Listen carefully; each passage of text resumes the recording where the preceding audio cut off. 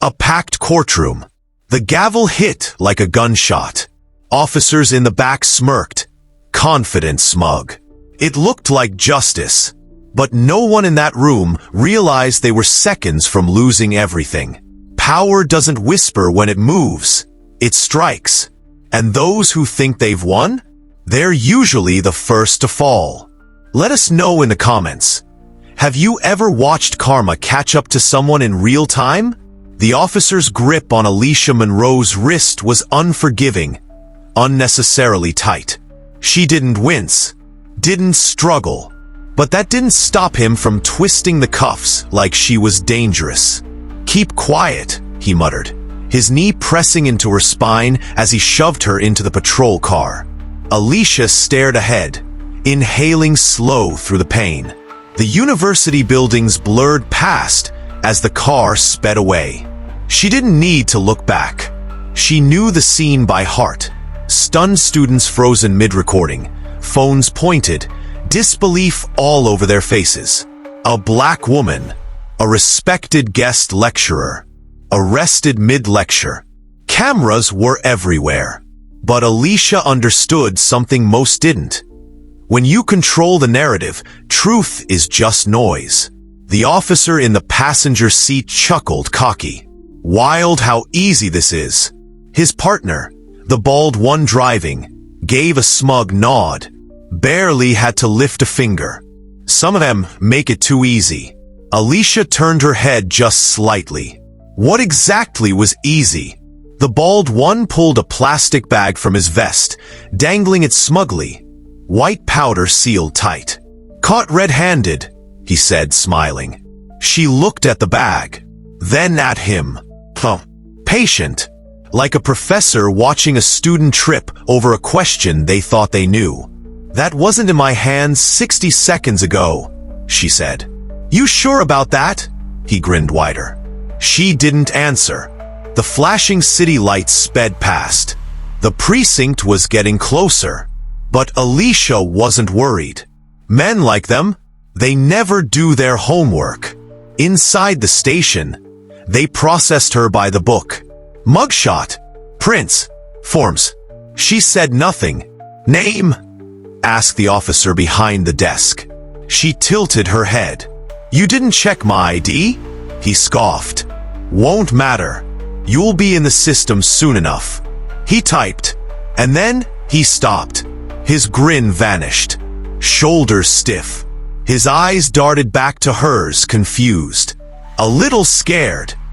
Just a minute," he stammered, pushing back from his desk. Baldy stepped closer. "What's the holdup?" The officer swallowed. "We need the captain." Before anyone could react, a door flew open. A tall, broad man in a decorated uniform strode out. His eyes locked onto Alicia the moment he entered. "Oh hell," he muttered. The room froze. The laughter, the arrogance, all gone. Alicia raised one brow. "Problem, Captain?" He didn't answer. "What's happening?" Baldy asked, glancing around. The captain ignored him, checking the screen, his face hardening. "I need to make a call," he muttered. Alicia smiled. Just a flicker. "You do that." And for the first time since the cuffs snapped on, the balance of power shifted. The cell was cold, the air thick with metal and mildew. Alicia sat, relaxed, like she was just waiting for a flight delay. The other women barely glanced at her. They could tell. She didn't belong here. Clang. The cell door slid open. Monroe. Visitor. She didn't jump, didn't rush. She stretched, then stood calm. The officer waiting for her was younger. Green. Nervous. One of those who joined to make a difference. They always cracked or quit. He led her down the corridor. Lights buzzed overhead. The place reeked of stale ambition. Inside the interview room, a man in a wrinkled suit sat waiting. Tie loose, posture stiff. "Miss Monroe," he nodded. "David Keller, your public defender." She sat, didn't smile. Keller glanced at the officer. "Could we have privacy?" "She's cuffed," the officer replied. "Still prefer to speak alone." Eventually, the officer sighed and stepped out. Keller rubbed his hands. "Let's start with the charges." "They planted the drugs," she cut in, voice even. He blinked. "I'm sorry. They weren't mine." "Miss Monroe, I understand this is stressful." "I'm not stressed," she said. "Just stating facts." Keller hesitated. "If we're talking strategy, a plea deal might." "A plea to what, exactly?" He cleared his throat. "Possession. Intent to distribute." She laughed, not amused, but stunned by the absurdity. "Do I look like a dealer to you?" He didn't answer. "Didn't think so. I'm trying to help you," he said. "No," she corrected. "You're trying to check a box and close a file." His jaw tightened. "If this goes to trial, I walk." "You sound confident." "I am." He leaned back, eyes narrowing. "You're not just a guest lecturer, are you?" She didn't blink. "What do you think?" Keller stared. "All right then. No deal." A slow smile spread across her lips. "Good. Let's talk about how we burn this place to the ground." Hours passed. The energy inside the precinct changed. Whispers, stiffened shoulders, unspoken tension. Alicia noticed. This time, when the door buzzed open, the officer didn't yank her out.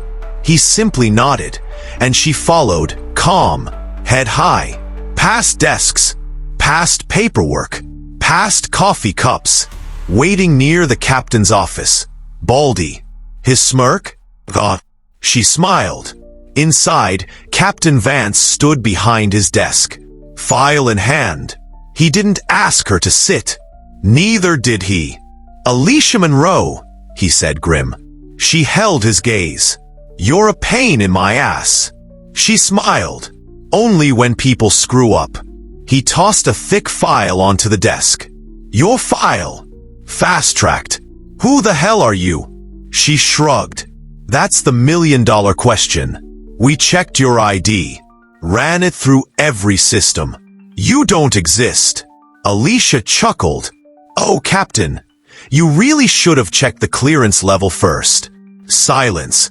"You see," she continued, leaning in, "by the time you figure out who I am, it'll be far too late." And he knew. This wasn't a professor. Not someone you could frame and disappear.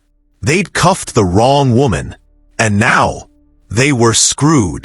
The precinct was no longer calm. It buzzed with unease. Behind the captain's closed door, Vance stared at her, pale, shaken. "You're not some professor," he whispered. "I never said I was." He looked at the file.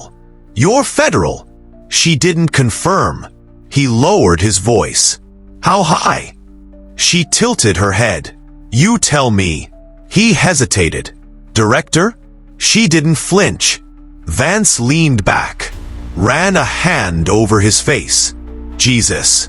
In the break room, the officers who arrested her were still laughing, oblivious. "This is bad," Vance muttered. "For who?" she asked. Silence. "Tell me something," Alicia said. "Did you know your men were dirty? I run a clean precinct." She looked out the window. "No, you don't." "I didn't know," he said, defensive. "You will," she warned. "In 5 minutes, if I'm not out of here, I make one call that shuts this entire place down." Vance's face paled. He unlocked the cuffs with trembling hands. She stood, calm, unbothered. "I suggest," she said, brushing off her sleeves, "you call your officers in before I do." He didn't argue. Seconds later, his voice rang over the intercom. "Dunlap and Torres, report to my office." Laughter stopped. Alicia stepped onto the floor. All eyes followed her. The officers approached, cocky, until they saw her. Free. Dunlap's smile disappeared. Torres hesitated mid-step. As they passed, Alicia whispered, "Enjoy it." Dunlap blinked. "Enjoy what?" She met his gaze. "Cold. The last 5 minutes of your career." Slam. The door shut behind them. Across the room, a man in a black suit called out, "Director Monroe." The room froze. He held up a badge. "We're here to take you home." Alicia nodded and walked out, leaving the wreckage behind. The ride was silent. "Director, you all right?" the driver asked. She didn't answer right away. "I will be," she murmured. When they arrived, federal agents stood at attention. "Alicia Monroe," one said. "Attorney General's waiting." She stepped into a private elevator. Top floor. The doors opened to a glass-walled conference room. Inside, the Attorney General, and beside him, Internal Affairs. They didn't look happy. "You've created quite a firestorm," the AG said. "No," she replied. "I exposed one." Internal Affairs spoke next. The officers confessed. Their captain caved. The entire precinct's under investigation. "And the prosecutor?" Alicia asked. "Suspended," they replied. "Too many rushed convictions. You were nearly one of them." She leaned back. "It's a machine, built to break people. But not this time." The AG sighed. "Do you realize the scale of this? You've turned a local scandal into a federal reckoning." Alicia smiled. "Good. You'll make enemies. They were never allies to begin with." A pause. Then IA nodded. "Your move, Director." Alicia stood, adjusted her blazer. "Get the press ready." "You're going public?" the AG asked. "I was arrested in front of cameras. The world's already watching." That evening, she stood behind a podium. Cameras flashing. Reporters waiting. "Good evening," she began. "I was unlawfully arrested, and the men responsible have been detained. But this is bigger than one arrest. It's a pattern, a beat, a pattern where the system doesn't fail. It functions exactly as designed. Flashes, murmurs. This ends now." And behind her, an empire of corruption was starting to fall.